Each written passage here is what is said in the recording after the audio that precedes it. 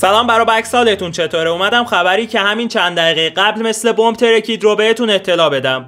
طبق خبرهایی که اعلام شده بازیکن‌های الاتحاد که قرار بود با سپاهان بازی کنن به دلیل وجود مجسمه قاسم سلیمانی در نقش جهان حاضر نشدن بازی کنن و زمین بازی رو ترک کردن و خواستار این شدن که بازی با نتیجه 3-0 به نفع الاتحاد ثبت بشه به دلیل وارد کردن مسائل سیاسی به فوتبال توسط باشگاه سپاهان. این وسط سپاهان هم گفته که بازی با تصمیم داور لغو شده و شکایت خودشون رو نسبت به این اتفاق به کنفدراسیون فوتبال آسیا اعلام خواهند کرد.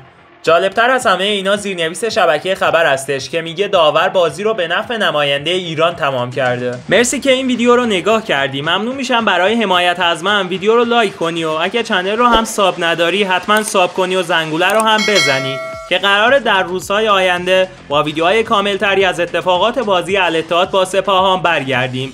مرسی از همتون.